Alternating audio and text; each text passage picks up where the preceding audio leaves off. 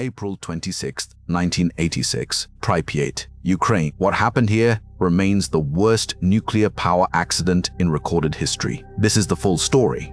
From the Soviet reactors built after the war to the night Unit 4 exploded, and from the firefighters who were never told what they were walking into to the city that never opened its doors again.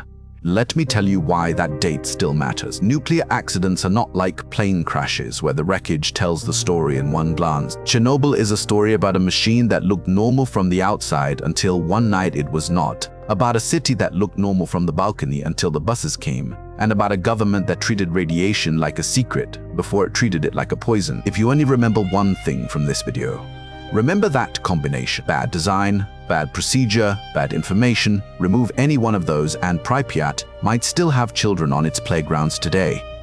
The plant's official name was the Vladimir Ilyich Lenin Nuclear Power Plant. Everyone calls it Chernobyl. Construction began in 1970 as the Soviet Union pushed its civilian nuclear program across the republics. Chernobyl was the 9th power station in that chain.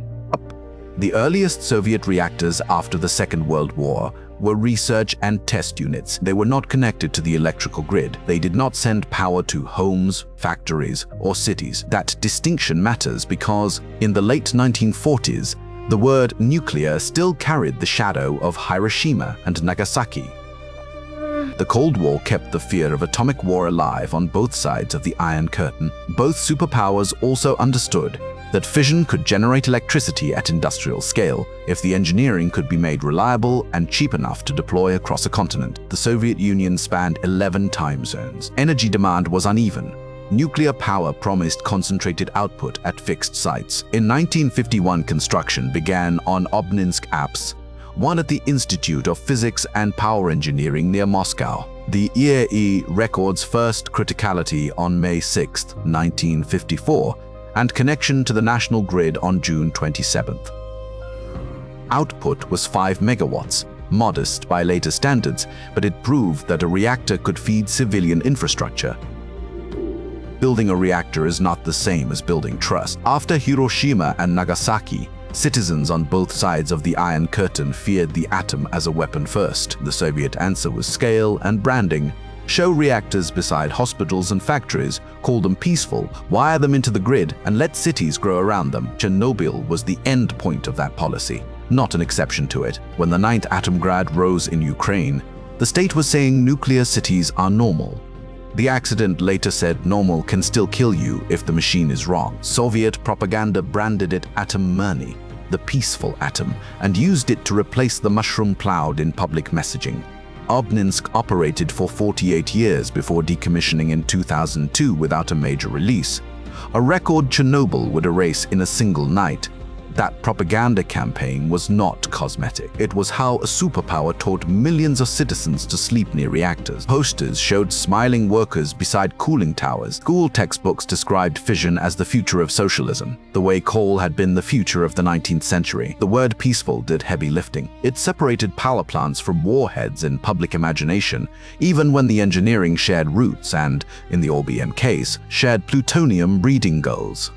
Chernobyl was born inside that narrative. The city beside it was proof the narrative worked, until it did not. Over the following decades, the program built more stations and, beside many of them, atom grads. Purpose: built nuclear cities where workers and their families lived.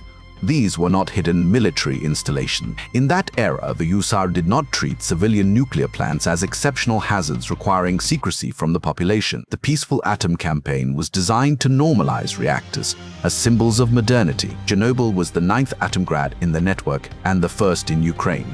Engineers and operators would live minutes from the turbines that paid their wages. The worker city was originally planned about 15 miles from Kiev. Public pressure from several agencies pushed the site north. The final location sat a little over 60 miles from the capital on the Pripyat River. Engineers chose it for abundant cooling water and for logistics. A railway and a highway already ran nearby, reducing the cost of hauling fuel, concrete, and heavy components. Pripyat was founded on February 2, 1970, roughly 2 miles from the reactor buildings. It was designed as a permanent city for plant staff, not a temporary construction camp. Planners expected tens of thousands of residents and built schools, clinics, parks, and housing accordingly from the start. By the time of the accident, 49,360 people lived in Pripyat. The average age was about 26 because recruitment targeted young graduates assigned straight from university. Roughly 1,000 babies were born in the city each year. There were 15 primary schools, 5 secondary schools, a hospital licensed for 410 beds, 35 playgrounds, a cinema, a stadium, swimming pools, and an amusement park loaded for a May Day opening that the public would never see. Convincing 50,000 people to relocate to a marshy site required state incentives, higher wages, faster apartment allocation, and the prestige of working at a flagship plant named after Lenin. Walk through Pripyat in your head the way residents did on April 25th. Apartment blocks painted in the pastel palette Soviet planners loved, birch trees along the avenues, the avant-garde stadium, a supermarket stocked with goods that were hard to find elsewhere, young parents pushing strollers because the average age was 26, and 1,000 babies were born every year. Plant workers could see the reactors from their windows and joked about the glow, the way dock workers joke about the sea. The amusement park near the center was already built for May Day. Yellow cars on the Ferris wheel waiting for a celebration that would never happen. Nobody thought they were living inside a textbook cautionary tale. They thought they were living in the future the posters promised. There is a line in safety engineering that fits Chernobyl without exaggeration. The only thing worse than a nuclear accident is one you could have prevented. Chernobyl was preventable. The station ran RBMK reactors, high-power channel type units designed in the Soviet Union and never licensed in the West. Planners valued them for 3 overlapping reasons. They were cheaper to build per megawatt than pressurized water designs, allowing faster expansion of the national grid. The same core could breed plutonium as a byproduct of normal operation, which mattered in an economy that still linked civilian and military nuclear material balances, and the channel layout allowed refueling of individual pressure tubes while the reactor continued operating, improving uptime on paper. Those advantages came with flaws that were documented before 1986. To understand the accident, you first need the basic thermal cycle shared by coal and nuclear plants. Uranium fuel undergoes fission and releases heat. Heat boils water into steam. Steam spins a turbine connected to a generator. Condensers return steam to liquid water. Pumps send it back through the core. The difference from a coal plant is only the heat source, chain reaction instead of combustion, but that difference forces additional machinery a boiler never needs. A bomb uses highly enriched fuel, configured to release energy in microseconds. A power reactor uses low-enriched fuel, configured to release energy slowly across months and years. 2 extra systems hold the reaction in a controllable band. A moderator slows neutrons, so they are more likely to trigger further fissions in uranium-235. Control rods absorb neutrons and reduce power when inserted. In the Reactor at Chernobyl, graphite blocks moderated the core, while water flowed through vertical fuel channels to remove heat. Operators raised and lowered rods from above to tune reactivity, the way a driver adjusts throttle pressure. Except the engine here could not be turned off instantly without consequences. When every component behaves, the machine is stable. When design and procedure fail together, the same machine becomes a runaway heater. The RBMK belonged in the second category. That water in the core both cools fuel and absorbs neutrons. In most Western light water reactors, water also moderates neutrons. If steam bubbles, voids, replace liquid water in cooling channels, the reactor loses moderation and absorption together, and reactivity falls. That negative feedback helps stop accidents. In an RBMK, graphite keeps moderating even when water flashes to steam. Remove liquid water and you remove absorption, but the graphite still slows neutrons. Power can rise instead of fall. The IAEA's INSAG 7 report names this positive void coefficient as a central design flaw. At Chernobyl, the coefficient was so strongly positive that, in the wrong operating state, rising power made more steam, and more steam raised power further. Here is the same idea without the textbook tone. Imagine a car where taking your foot off the brake sometimes hits the gas. That is what a positive void coefficient means at low power. Operators were trained on rules written for steady operation, not for the poisoned, underpowered state diet love forced on the night shift.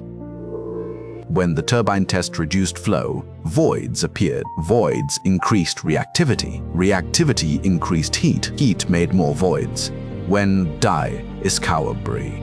The loop ran faster than any human could interpret on analog gauges. By the time Akimov hit scram, The core was already leaving the map of normal operation. Scram should mean stop. At Chernobyl it meant accelerate first because of the graphite tips. The peculiarity went deeper. RBMK designers used graphite as the primary moderator and water as coolant. Water is unusual because it both moderates and absorbs neutrons. Adding graphite on top of water created channels meant that losing water could reduce absorption faster than moderation, the opposite of fail-safe behavior. World Nuclear Association and INSAG-7 list compounding problems. Slow scram drives, control rods with graphite displacers at the tips that briefly increased reactivity when insertion began, and operating rules that could be violated under production pressure. A channel rupture at Leningrad Unit 1 in 1975 and a fuel failure at Chernobyl Unit 1 in 1982 had already demonstrated thin margins. INSAG-7 concluded that a serious accident at any RBMK was not merely possible. Given the design and operating culture, it was a matter of time. Western regulators never licensed the RBMK for civilian export. Pressurized water reactors dominate outside the former Soviet bloc because their physics tends toward negative feedback when coolant boils away. That is not automatic safety. Fukushima showed PARs can still fail catastrophically when multiple backups drown together. But the void coefficient difference matters. Soviet planners knew the RBMK's positive coefficient was unusual. They built it anyway because speed and plutonium economics won internal arguments. Chernobyl is what happens when a reactor type survives on spreadsheets after it has already failed in smaller rehearsals. At 1 in the morning on April 26, Unit 4 was running a safety test scheduled before a maintenance shutdown. The engineering question was narrow. RBMK cores require continuous forced circulation. Unit 4 pumped about 28,000 liters of water through the core every hour. Those pumps ran on electricity generated by the plant itself. If external grid power failed during an emergency, 3 diesel generators were supposed to start and take over. Okud Nuclear Energy Agency chronologies document the problem. Diesels needed 60 to 75 seconds to reach full output. During that gap, the core could lose forced cooling long enough for coolant to boil dangerously. Engineers wanted to test whether a coasting turbine, still spinning by inertia after a reactor trip, could power the pumps for roughly 45 seconds and bridge the gap until diesels engage. A test the previous year had failed because turbine speed fell too quickly. New voltage regulators were installed. Management scheduled another run. Preparation began on April 25th at 1 p.m. Operators reduced power through the afternoon. 12 hours later, the unit sat near 50% of nominal output. The written procedure called for a further reduction to 30% before the turbine experiment. Then grid controllers in Kiev intervened. Electricity demand in the capital was high, and they ordered Chernobyl to hold half power for 9 additional hours. That delay pushed the decisive phase into the night shift. Different supervisors, a different rhythm, and less continuity with the crew that had begun the procedure. At 11:04, Kiev finally allowed the test to resume. Day shift managers had already gone home. That delay is easy to skip in the timeline, but it is one of the hinges. A test planned for daylight slid into a tired night crew. Xenon poisoning worsens when you hold low power too long. Grid dispatch in Kiev treated Chernobyl like any other power plant on the network. Keep output up because the capital needs volts. The plant was not any other plant. It was an RBMK running a procedure that assumed stable conditions operators no longer had. Industrial accidents often look sudden in the last second and slow in the 12 hours before. Chernobyl was slow until it was instant. Midnight placed Shift Chief Alexander Akimov, Senior Reactor Operator Leonid Topchinov, and Deputy Chief Engineer Anatoly Dyatlov in the control room. Dyatlov held the highest rank on site and the authority to override written limits. The test protocol specified thermal power around 700 megawatts before turbine coast down. 12:05 a.m. operators reached 720 megawatts. Then power slid downward without any deliberate rod movement. The cause was Xenon 135 poisoning, a standard reactor physics effect documented in World Nuclear Association's accident appendix. Fission produces iodine-135, which decays into xenon-135, a strong neutron absorber. At steady high power, xenon is destroyed as fast as it forms. When power drops and stays low, iodine continues decaying into xenon, while the neutron flux is too weak to burn it off. The core chokes itself. Think of xenon poisoning as a hangover. the reactor gives itself. You lowered power to rest before the test, but the chemistry inside the fuel keeps producing a poison that steals neutrons. The correct response is patience. Wait hours until xenon burns off, or follow the written procedure that forbids running the test in that state. Dyatlov chose urgency over patience.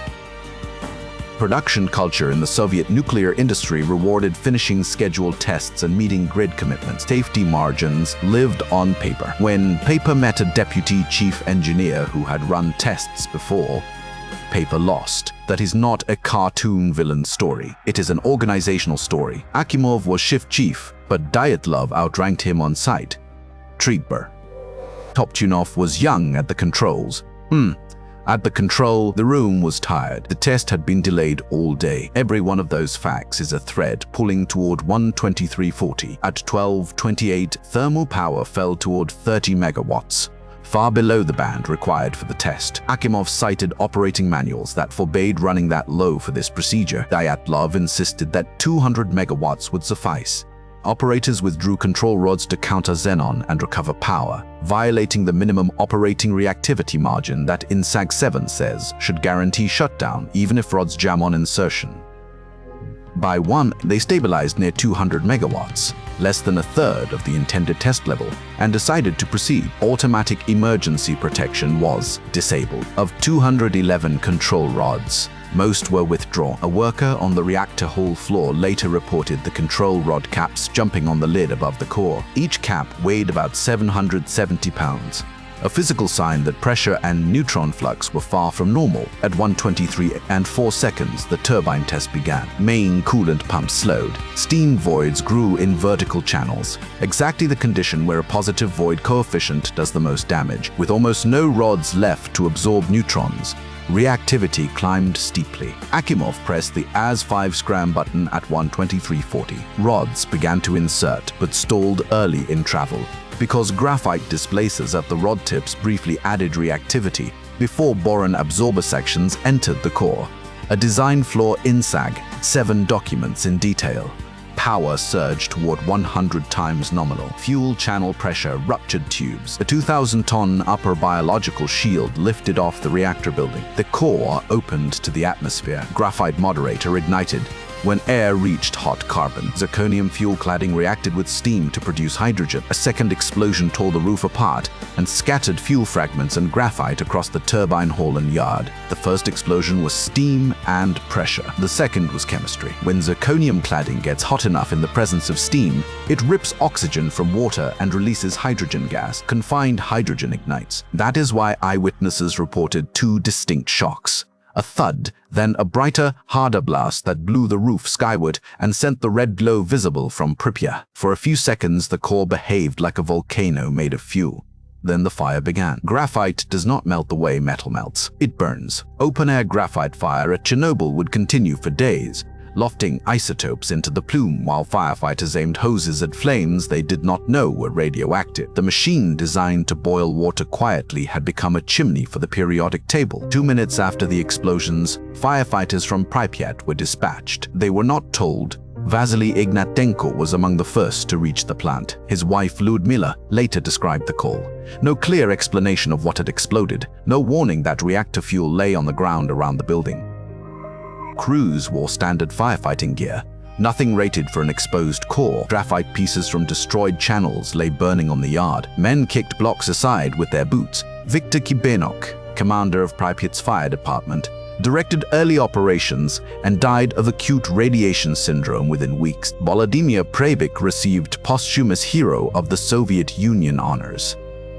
Leonid Telyatnikov survived the initial exposure, continued in fire service into the 1990s, and died of cancer in 2004. Ludmila's account became one of the most read human documents from Chernobyl because it refuses hero language. She describes visiting Vasily in Moscow Hospital No. 6, where nurses warned her that contact was dangerous and she came anyway. She describes his skin changing, his body swelling, the moment Hope died quietly between shifts. Those details matter because radiation injuries are invisible at first. The men on the roof looked like firefighters doing their job. The wives in the corridors looked like families doing theirs. Chernobyl's human cost starts there. Before statistics, before politics, before the exclusion zone on maps. It starts with a phone call that does not explain what burned. By 6:35 a.m. on April 26th, fires around the site perimeter were largely under control, except the reactor cavity itself, which would continue emitting for days. At least 186 firefighters had been involved.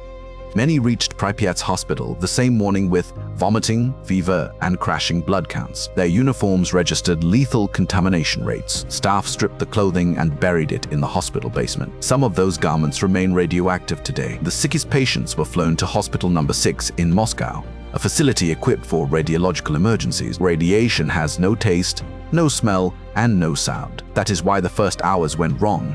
Nothing in human senses signals damage while cells absorb energy from gamma and beta fields. Acute radiation syndrome progresses in stages that misled families at the bedside. After a high whole body dose, a latent phase can follow in which the patient looks stable or even improves while bone marrow stem cells die quietly. Ludmila Ignatenko said Vasily appeared to be recovering in Moscow, skin intact, as if rest would repair him. Inside, production of white blood cells was collapsing. When the next phase arrived, vomiting returned, infection spread, and clotting failed. Without platelets, internal bleeding begins. The lining of the digestive tract breaks down. Cells that cannot repair radiation damage die in sequence. For the highest doses received beside the core and on the roof, death often came within 2 weeks. Doctors at Hospital No. 6 in Moscow had seen radiation cases before, but not at this volume and not with this political pressure. They photographed injuries. They tried bone marrow transplants when matches existed. They wrote clinical notes that later became evidence in international reports. Families slept in corridors because love does not obey dosimetry. Nurses who knew the risk still changed sheets. That hospital is the human appendix to INSAG 7. The report explains void coefficient. The wards explain what coefficients do to blood. The IAEA and UNSEA record 31 deaths directly tied to the accident in the first weeks. 2 from the explosions, 28 firefighters and plant workers from acute radiation syndrome, and 1 cardiac death during the emergency response. 134 people were hospitalized with acute radiation syndrome after the first day. 28 of those died quickly. These are counted names on memorials, not statistical projection. Photographer Igor Kostin took what is believed to be the earliest surviving photograph of the destroyed reactor that morning. The image is heavily grainy, consistent with radiation fogging film and damaging electronics at the scene. A smoke column still rose from the ruin, carrying particles over Pripyat and downwind toward Belarus and Russia. While ground teams tried to interpret what they were seeing, dosimeters in managers' hands systematically underreported the true field. Many Soviet DP5 meters topped out at 3.6 Roentgens per hour. When the needle pegged at maximum, some operators treated 3.6 as the actual reading.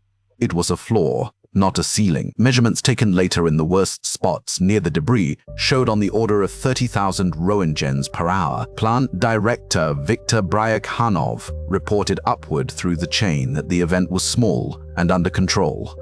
Moscow received reassurance while the core remained open to the atmosphere. 3.6 became a symbol because it is the number of bad instruments. Pegged dosimeters do not mean safe. They mean the device gave up measuring. Managers who treated the peg as a reading were not stupid. They were using tools that lied by design at the top of their range while their psychology wanted reassurance. That is how large organizations walk into larger disasters. The sky was already wrong. The gauge said everything is fine because everything is all the gauge can say. Personal notes written by Nikolai Kapran, one of the engineers working on accident containment, record that Soviet authorities already knew radiation levels in Pripyat on the morning of April 26th and could have ordered evacuation before residents spent another day outdoors. That did not happen. The Chernobyl accident was treated as a state secret first and a public health emergency second. Army units arrived and cordoned the area. Nobody entered or left without authorization while the plume moved over a city of nearly 50,000 people. For 36 hours after the explosion, Pripyat was not evacuated. During that window, life continued on a warm spring weekend. Weddings were held. Children played outside. Windows stayed open. Officials described the visible column above the plant as routine steam. The EIA records that the city of 49,360 people was cleared only on the afternoon of April 27th. Wilson Center archival documents show that more than 1,100 buses and 250 trucks were mobilized from Kiev and surrounding oblasts on the night of April 26th, reaching the Chernobyl area before dawn on the 27th. The formal evacuation order came around midday. Residents were told to pack for 2 or 3 days. Identity papers, a little food, a few personal items, dosimeters in civilian hands were confiscated at collection points.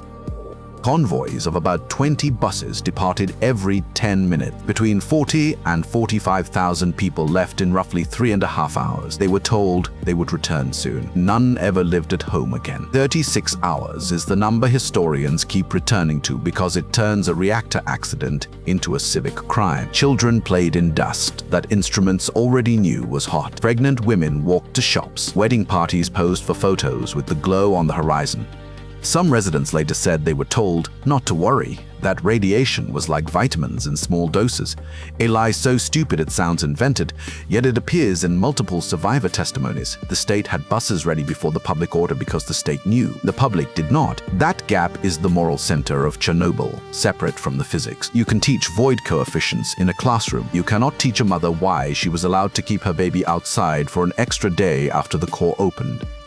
While families boarded buses, the exposed reactor kept venting. Unlike a warehouse fire, a melting core cannot be extinguished by spraying water onto rubble from above. Decay, heat, and direct exposure of fuel material drove radioactivity into the atmosphere, whether hoses ran or not. Fission, in the conventional sense, had already ended, but hot fuel, graphite, and structural debris continued to release isotopes. 10 a.m. on Sunday, April 27th, helicopters began dropping sand, boron compounds, lead, and clay onto the crater. Boron absorbs neutrons. The mixture was intended to smother emissions and poison any chain reaction still possible in the ruin. Pilots could not hover directly over the hottest zones without absorbing incapacitating doses in minutes, so crews bolted lead plates onto seats and control sticks. Over 5 days, they dropped about 5,000 tons of material. Much of it missed the reactor pit. The core kept heating whatever fell nearby. From the ground, the operation looked like war. From the air, it was improvisation with physics vocabulary. Pilots flew sorties over an open core, the way crop dusters fly over fields, except the field was emitting gamma rays that ate film and courage together. Sand and boron could blanket neutron flux but could not unmelt fuel. The helicopter drops were triage, not repair. They bought time for men on the roof and for concrete trucks heading toward the sarcophagus design tables. Every ton dropped was an admission that the reactor was no longer a machine. It was a landscape. Inside the wreckage, temperature-converted concrete, sand, uranium, and structural metal into corium, a lava-like mass of everything the core had been plus whatever fell into it. That material flowed downward, through shattered floors toward basement levels. Firefighting and emergency water had flooded lower sections of the building. Suppression tanks, bubbler pools holding thousands of cubic meters of water beneath the reactor, sat in the path of sinking corium. If molten material reached pooled water, a steam explosion could throw additional radioactivity into the atmosphere. 3 plant workers volunteered to locate and open drain valves in the flooded basement. Mechanical engineer Alexei Ananenko, senior engineer Valery Bespalov, and shift supervisor Boris Baranov. On May 6th, 10 days after the initial explosion, they entered in wetsuits with flashlights and wrenches. Ananenko told interviewers they opened 2 valves manually, heard water draining, and returned to the surface. Popular accounts claimed all 3 died within days in lead coffins. Ukrainian government honors records and Kyiv Post interviews from 2019 confirm otherwise. All 3 survived the mission. Baranov died in 2005 from heart disease. Ananenko and Bespalov were alive when Ukraine named them heroes of Ukraine. They suffered radiation illness in the weeks afterward, but the suicide narrative is false. Below the ruins, the corium kept eating geometry. The mass that would later be called the Elephant's Foot, a glassy black formation in the basement, was so radioactive in the first months that a few minutes of exposure could kill. Robots sent to photograph it failed or returned. Images fogged beyond use. What had been fuel assemblies and concrete became a new mineral of accident, still cooling decades later. The basement mission mattered because water plus corium could have rewritten the plume a second time. The men who waded in were not saints in a movie script. They were maintenance staff who knew valves and chose to go because nobody else could. That is how large disasters always recruit their heroes. From the payroll, with the immediate steam explosion risk reduced, the exposed core remained the central problem. The explosion had destroyed the roof of Unit 4.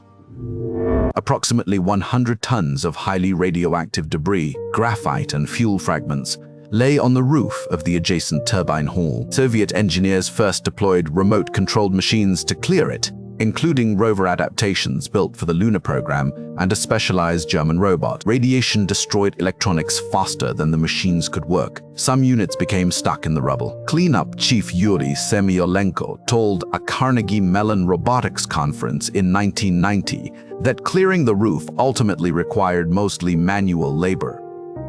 Soldiers and reservists, called biorobots in the slang of the operation, went onto the roof in lead aprons for shifts measured in seconds. Archival footage shows improvised chest plates, some crews called egg baskets. About 3,800 workers participated in roof clearing. A man might shovel for 40 to 60 seconds before rotation. In that window, some received roughly 5 times the annual occupational dose limit. Dose rates on the roof were among the highest anywhere in the industrial world at that moment. Roughly 90% of roof debris removal was done by humans. Machines managed about 10% before failure. They were called biorobots because the state needed a word that sounded technical for men treated like disposable sensor. Lead aprons protected the front of the body and left the back exposed. Stopwatches measured shifts in seconds. Officers shouted from the edge while dosimetrists logged doses that would follow workers into clinics for years. Many were reservists, not nuclear specialists. They did not debate reactor physics. They shoveled graphite because an order arrived and because the roof had to be cleared before autumn rains washed isotopes deeper into soil. The liquidator certificate later became a passport to disability benefits and to a social identity.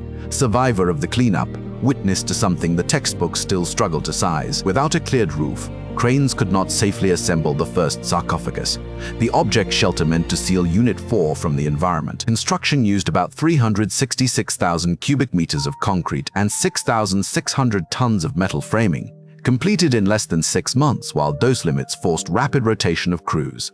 It was always understood as temporary. By the 2000s, the structure cracked and admitted rainwater. The new Safe Confinement arch, completed in 2016 with international funding, slid over the old shelter so dismantling work could proceed under controlled conditions. The arch is the largest movable land-based structure ever built, taller than the Statue of Liberty, wide enough to cover a stadium, designed to last a century. European banks and the European Bank for Reconstruction and Development financed most of it, because the old sarcophagus was failing in plain sight. Workers now dismantle unstable sections of the original shelter remotely, under the arch, while monitoring dust that still carries cesium and strontium.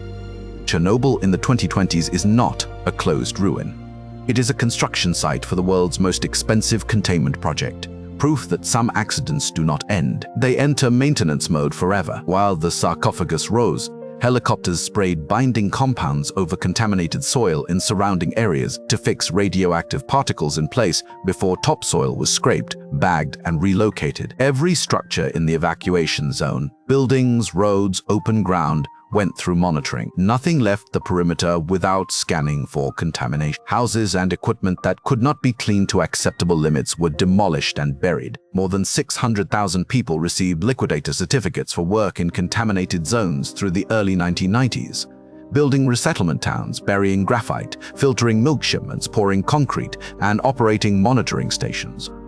Every vehicle that entered the zone, including trucks, armored carriers, and helicopters, either stayed forever in machine graveyards inside the perimeter or was entombed as waste because it could not pass exit monitors clean. Some of those vehicles still register on dosimeters decades later. Downwind of the plant, the red forest turned from green pine to rust, colored deadwood as radiation killed trees in the first weeks. Workers later bulldozed and buried much of it, but the name stuck as a landmark on maps of the impossible. Machine graveyards near the site.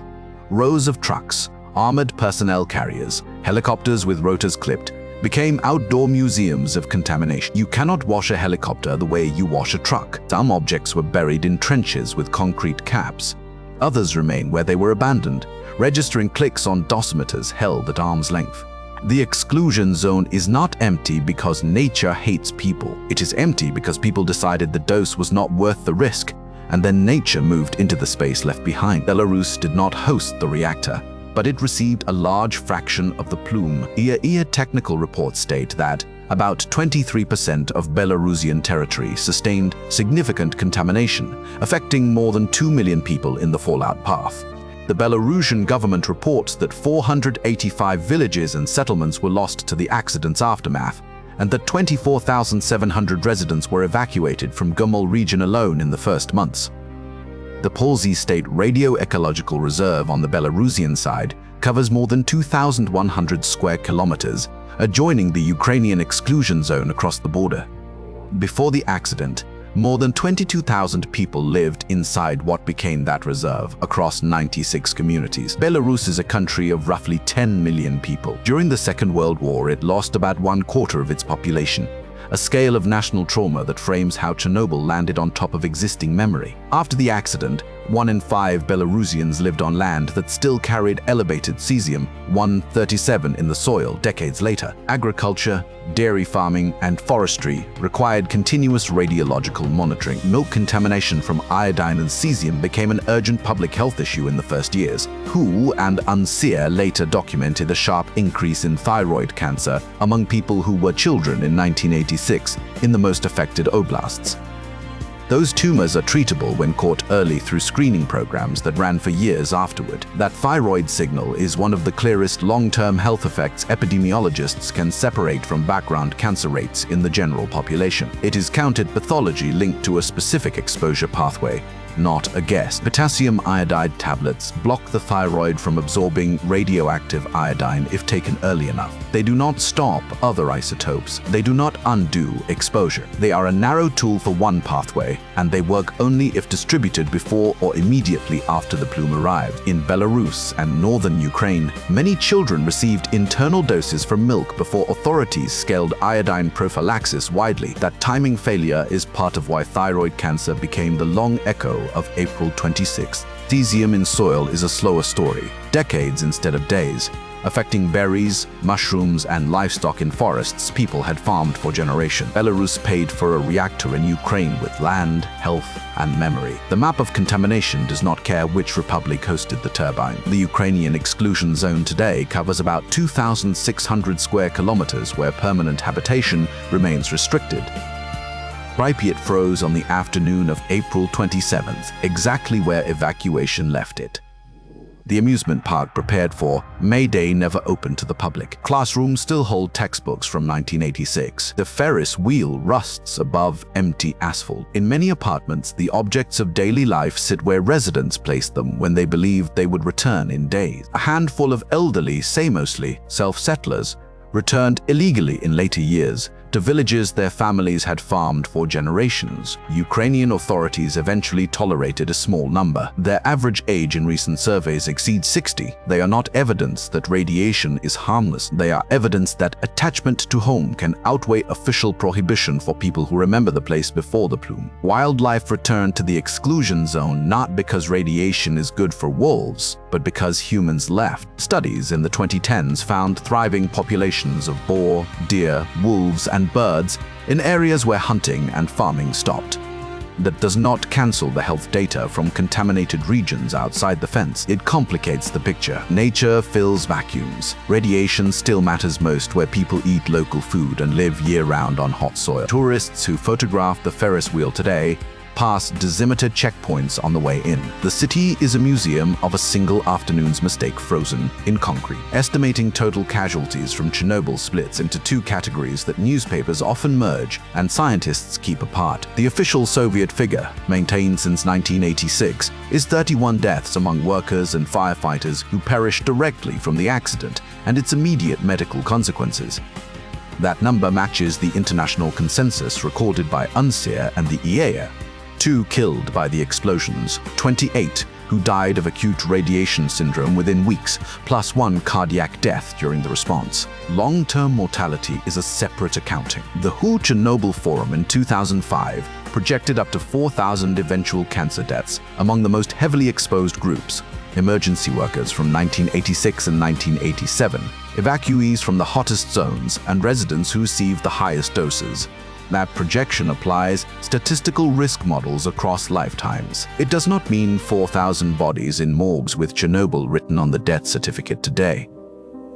The gap between 31 and 4,000 is where public argument lives. Survivor groups cite higher totals because they count suffering across millions of exposed people, including stress, displacement, and illnesses that are hard to attribute. Conservative epidemiology replies that cancer happens anyway in large populations, and you cannot label every tumor Chernobyl without rigorous cohort studies. Both sides are arguing about attribution, not about whether exposure occurred. The firefighters existed, the liquidators existed, the thyroid cancers in young people existed. You are. The science fight is how many deaths you can hang on one plume without double, counting the background rate of disease. That fight will never get a headline as clean as a Ferris wheel in an empty city, but it shapes compensation law, screening budgets, and how governments talk to citizens the next time a pegged dosimeter says 3.6. Other organizations cite higher figures. Some survivor groups and environmental institutions have published estimates on the order of 93,000 long-term deaths across affected populations. UNSEER and many Western epidemiologists challenge those totals because attributing every cancer in a population of millions to a single event smears normal baseline disease rates into accident statistics. The honest scientific range in peer-reviewed summaries runs from a few thousand projected cancer deaths under conservative assumptions to higher numbers under linear no-threshold models applied broadly. What no serious analyst disputes is exposure itself.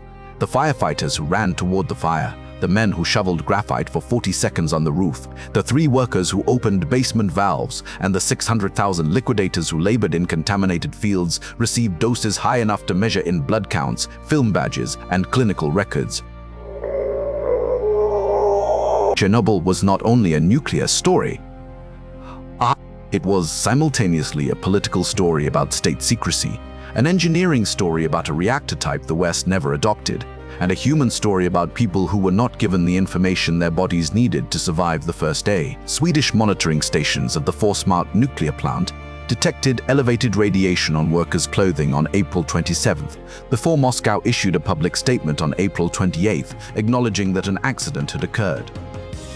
External instruments forced international acknowledgement, while domestic messaging in Pripyat had described steam and downplayed urgency. Potassium iodide tablets, which block thyroid uptake of radioactive iodine if taken promptly, were not distributed widely enough in the first critical days. Children who drank milk from cows grazing on contaminated pasture in Belarus and northern Ukraine received internal thyroid doses that screening programs would track for decades. Sweden did not detect Chernobyl because Soviet scientists called Stockholm. Forsmark's routine radiation checks alarmed staff who had no local leak to explain the signal. The plume had already crossed borders. That is how the 20th century learned about the accident, from a Scandinavian plant hundreds of miles away, while families in Pripyat still believed they might return home after a short trip. International nuclear governance changed afterward. The IAEA Convention on Early Notification of a Nuclear Accident, adopted in 1986, exists because silence does not stop isotopes. Chernobyl made radiation a diplomatic problem, not only a Soviet one. The other 3 reactors at the Chernobyl site did not stop the day Unit 4 exploded. After decontamination work on shared infrastructure, Unit 2 returned to service and ran until 1991. Unit 1 operated until 1996. Unit 3 was the last to shut down in 2000. Staff commuted into a station that shared turbines and support systems with a destroyed neighbor, because Ukraine still needed the megawatts, and because abandoning undamaged capacity carried its own economic cost. Slavitik, a replacement city built after the evacuation, absorbed many specialists who continued working in the nuclear sector outside the exclusion boundary.